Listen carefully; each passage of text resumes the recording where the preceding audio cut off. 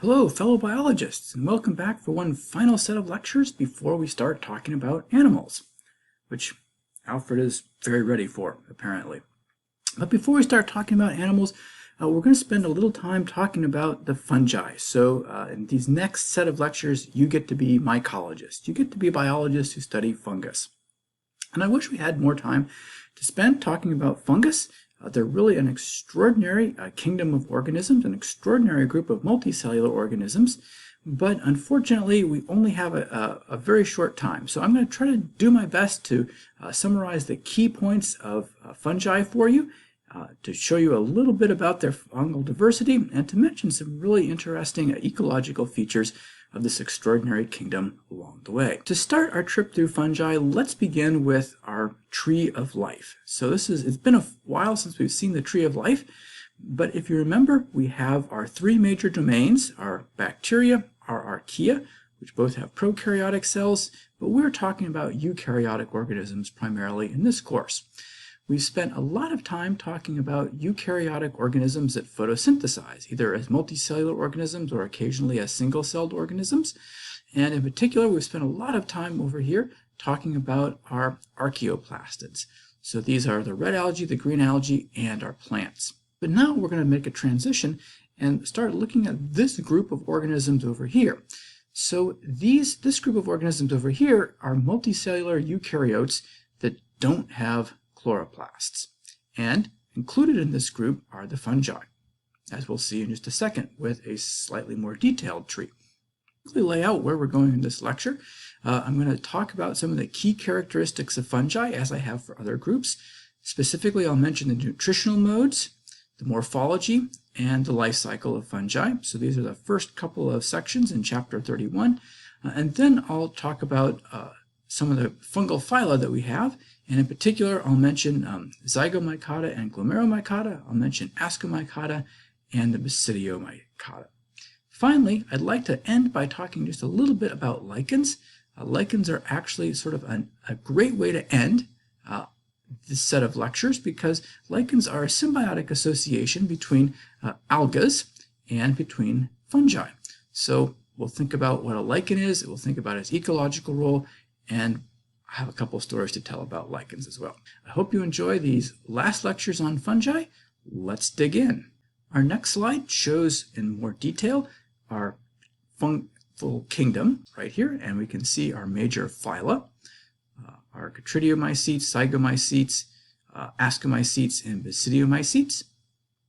But I also want to point out the relationship of fungi to some of these other organisms that are also in this group of multicellular organisms that lack chloroplasts.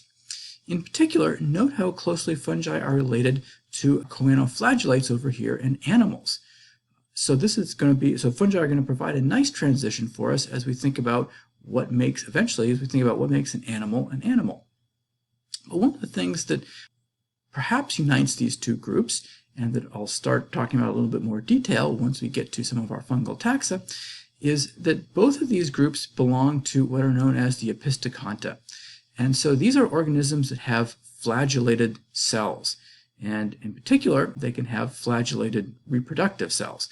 We'll see that in the fungi, we'll see that in the animals. Animals can have other cells that aren't reproductive cells that are flagellated, but the Opisthocanta have flagellated cells.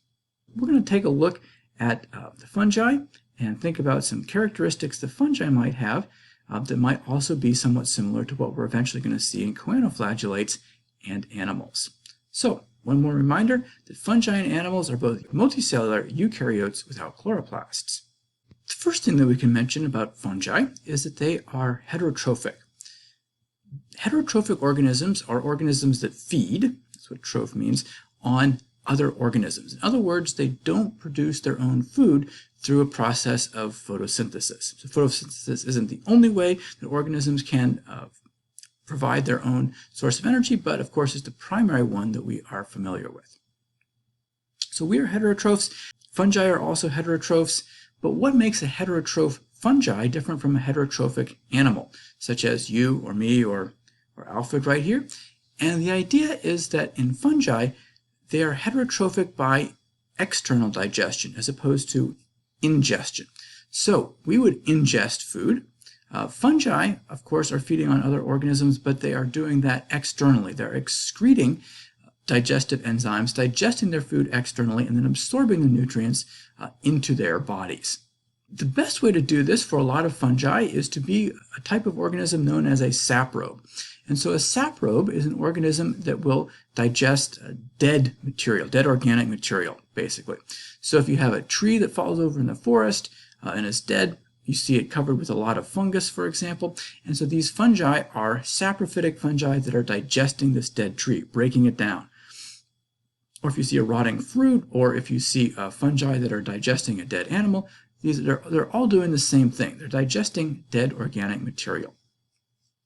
So while most of our fungi are saprobes, and while this is a very, very important ecological niche, we need fungi in our world to be able to digest dead organisms, fungi can also have other ecological niches. For example, fungi can also be parasites. And one of the neat examples of a parasitic fungus is Ophiocordyceps over here, or otherwise known as the zombie ant fungus. If you've had a chance perhaps to have Dr. Beckerson as a professor, he was a Bio214 professor last year for us. He's also teaching some Bio100 courses for us this year. He ends up studying some of these very neat zombie ant fungi.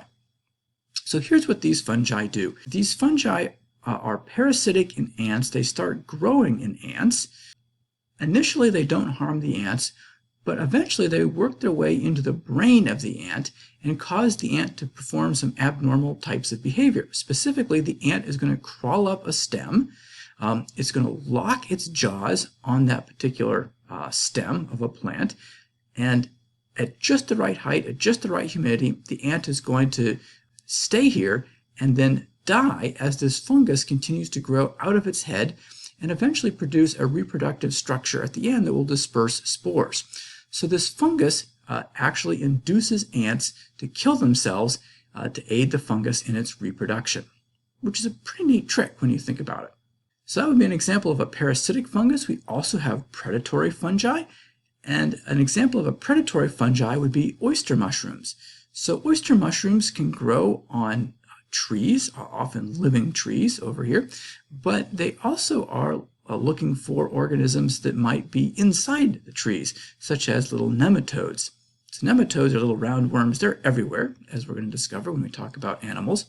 What oyster mushrooms can do is they can actually create a little trap. They set a trap with some of their hyphae for roundworms. And so when a little roundworm nematode happens to crawl through this loop of hyphae over here, the hyphae very quickly fills with water, contracts, and grabs our little roundworm and then can slowly digest it. So fungi can be predatory. But as neat as these tricks are, parasitic tricks, predatory tricks, some of the most important work that fungi do ecologically is that they are mutualists. So we'll talk a little bit more about how fungi can interact with other organisms such as algae to form lichens. We'll also talk about how fungi can be very important organisms that help plants through forming these mycorrhizal associations. So myco refers to fungi, rhizae refers to soil. So these are and root. So these are root fungi that actually contribute a lot to helping plants gain the mineral nutrients they need. Next, let's think about how we build a fungus. And the basic building unit of the fungal body is what's known as a hypha. So hypha is singular, hyphae would be plural. We've talked about how plants are built with stems, if we're thinking about a vascular plant. So we sort of reiterate nodes over and over and over again to build a plant body, and then we throw on other organs like leaves and roots. But to build a fungal body, we're going to build with hypha. And so what a hypha is a filament of cells. So a filament is a long, thin strand. And our filament, yes, like Alfred's tail over here. And so our filament of cells is going to be comprised of cell walls. So it's not just plants that have cell walls. Fungi have cell walls too. And so their walls, though, are a little bit different in structure. Instead of being cellulose like plant cell walls, fungal cell walls are comprised of chitin. So try to draw some chitinous cell walls for a fungus filament over here. And then inside our cell walls, of course, is the plasma membrane. So I've drawn a couple of plasma membranes that are enclosing, of course, the cytoplasm and other organelles such as the nuclei. So I've drawn a few nuclei in here as well. As we think about our fungal body, notice that our cells are not entirely distinct from one another in the sense that the cytoplasm of one cell sort of merges into the cytoplasm of the next cell and so on. Plants do this a little bit too through their plasmodesmata, but it's much more pronounced in fungi. And the reason that fungi do this is that they're trying to move nutrients from one cell to the next. In these thin filaments of cells, there's really no way to have any kind of a circulatory system. Certainly not what we have in animals, not even what we have in plants with xylem and phloem. So the movement of any compounds through a fungal body is just going to occur on a cell-to-cell basis. As we think about the cytoplasm, we can think about how it's divided. And there are two possibilities. In the first possibility, the cytoplasm can be coenacidic. The idea behind a coenacidic cytoplasm is that there really isn't any kind of clear cytoplasmic division from one nucleus to the next. So this is illustrated in the figure over here from your textbook. You notice several nuclei throughout our hypha, but there's just no division, cytoplasmic division between each nucleus. On the other hand, our cytoplasm might be septate. The idea is that we're going to form, we're going to have septa, these partitions, sort of like, what I guess a ruler would want to have, sort of this septum.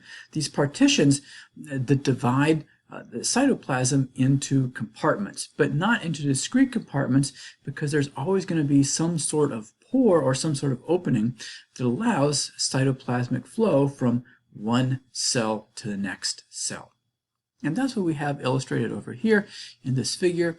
We can see the little septa right here. They're portrayed as rings, but with an opening through them, a pore, so that cytoplasm can still flow from cell to cell. And here's a scanning electron microscope picture of a very septate arrangement of the cytoplasm. Notice that this is the opening right here. Here's a septum, but there's still an ability for the cytoplasm to flow from one cell to the next.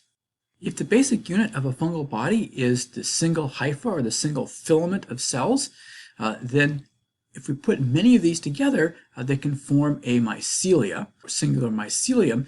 This would sort of be a mass.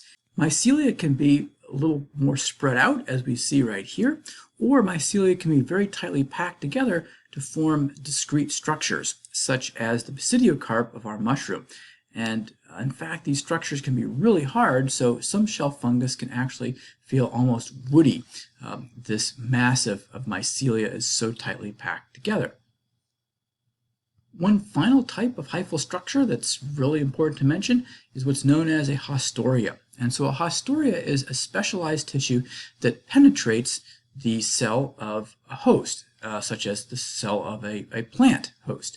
One particular type of haustorial structure is seen in the mycorrhizal associations between a fungal hypha and the plant cells that it is going to interact with mutualistically. In this example, what's going on is that our fungus is penetrating the cells of a plant, right, going to the cell walls and in fact into the cytoplasm, and the haustorial structure that it forms is this thing right here. And you can see that it actually looks, if you look at it upside down, it looks a little bit like a tree. So this particular type of haustorial structure is called an arbuscule. And so we can see these arbuscules in the root cells of many, many plants. So this is an example of a mutualistic relationship between the fungus and the plant. And the idea is that our fungus is providing mineral nutrients, right? It's absorbing phosphates, it's absorbing nitrogen from the soil, and it's helping transfer those to the plant, even better than what the plant could do on its own, absorbing these through root hairs. In return, what the plant provides for the fungus is the plant provides carbohydrates. So carbohydrates that are produced in the leaves get taken down onto the roots, and the fungus takes some of those carbohydrates basically as a trade for, or in payment for, its services in helping the plant absorb phosphates, nitrates, water, etc. The last feature of fungi that we need to mention is a life cycle. And the life cycle of a fungus is not quite like the life cycle of either an animal or a plant. If we think about the life cycle of an animal, the multicellular generation is a diploid generation. We're multicellular organisms mostly.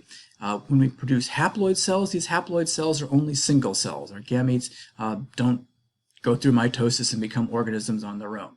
Right? So animals are multicellular diploid organisms. Plants, on the other hand, have a multicellular diploid generation and a multicellular haploid generation. They do both. But what you notice is there's sort of a third category that we don't have represented in these life cycle scenarios, and that's a situation in which we have a multicellular haploid generation, but a single cell diploid generation. And that's what we have with fungi, but with some really interesting twists to it. So in our trip through the fungus life cycle over here, let's start with spores. So spores, as they are in the plant kingdom, are 1N haploid structures. So remember, this is our line that separates the diploid, the 2N part of the life cycle, from the 1N haploid part of the life cycle. If a spore starts to divide by mitosis, it forms a hyphal strand. And in this case, I haven't really drawn much of our partition between cells, but you can see the nuclei formed in this hyphal strand. So our germinating spore produces a hypha, and this hypha, or in fact a group of hyphae, can keep growing for a long time and they'll do just fine. But if our fungus is going to reproduce sexually, what it needs is it needs a different genotype.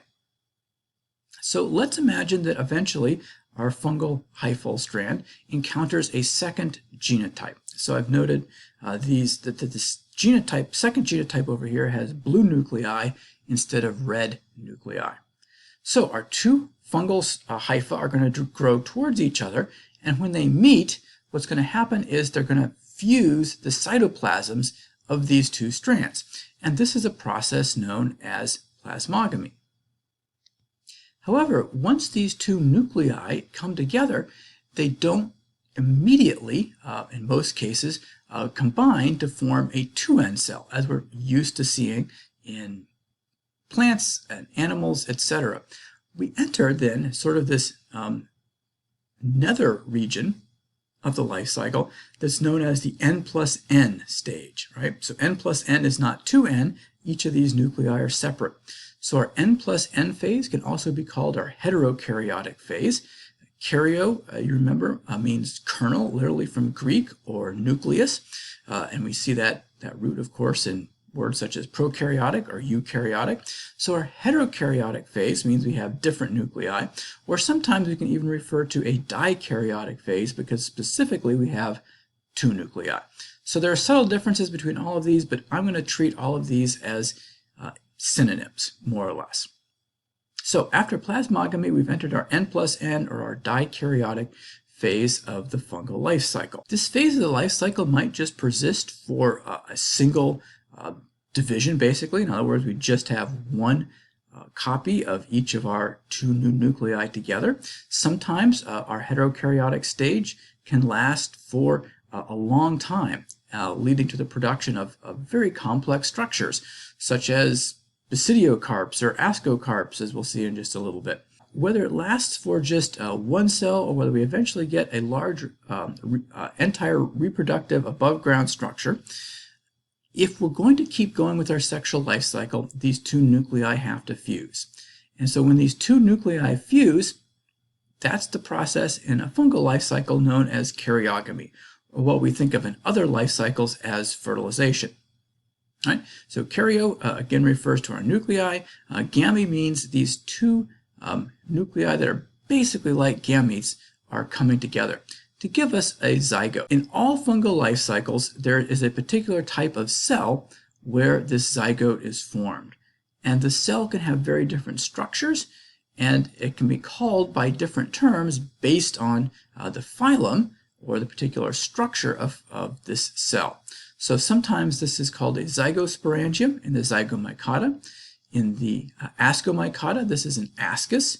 In the basidiomycota, the cell is a basidium. But the idea in all of these situations is there's a particular cell where our two nuclei come together to form the 2N zygote. In our fungus life cycle, though, this zygote doesn't really divide by mitosis. It only divides by meiosis. And so this takes us back to our spores. So imagine we have a meiotic division and we get 4 spores. We now have completed the sexual part of our fungal life cycle. Finding a compatible hyphae strain to reproduce with sexually, though, if you're a fungus, might be challenging. So lots of fungus have an alternative, which is an asexual part of the life cycle as well. If we return to our spores over here, let's imagine that one of our spores again divides by mitosis. We start to produce a fungal hyphae over here. But instead of just producing this hyphae, let's suppose that our fungus produces a specialized reproductive structure. In this case, I've drawn a specialized reproductive structure that looks a little bit like what we might recognize from a plant kingdom. At least it looks superficially similar to a sporangium. So in other words, angium is angios is a container. This is a container that holds spores. In some fungal phyla, we actually see a discrete container that holds spores. In other cases, though, we don't have a discrete container. We have a structure that bears spores. And so in this case, we call it a conidiophore. So phore is a structure that bears, and it bears conidia. So these cells that get produced aren't going to be called, in a conidiophore aren't going to be called spores. They're going to be called conidia. But spores and conidia are more or less the same thing. They are certainly very analogous to one another in terms of their function, in terms of their ploidy in these fungal life cycles. So either spores or conidia are produced by mitosis, as all of these nuclei are, and that returns us to our spores over here, which then are capable of germinating again by mitosis to produce more fungal hyphae. This is our generalized fungal life cycle, but keep in mind that unlike plants, our generalized fungal life cycle is not an absolute fungal life cycle. There can be a number of variations that we see throughout the fungal kingdom. Some fungi might not have an asexual reproductive part of the life cycle. In different groups of fungi, no sexual reproductive cycle has been observed. It's been assumed, but it hasn't been observed. And then, as we mentioned, with both the different structures that bear 1N reproductive cells and the different structures that bear our 2N reproductive cells, there can be some very important differences in the structures that hold our reproductive cells. As we get into our description of fungal phyla, we'll talk about some of these variations in the fungal life cycle. To end this first section of the lecture, if you would like an opportunity to make sure that you understand the fungal life cycle, here's a diagram from your textbook. See if you can match the parts of this diagram from your textbook to the life cycle that I have tried to illustrate previously.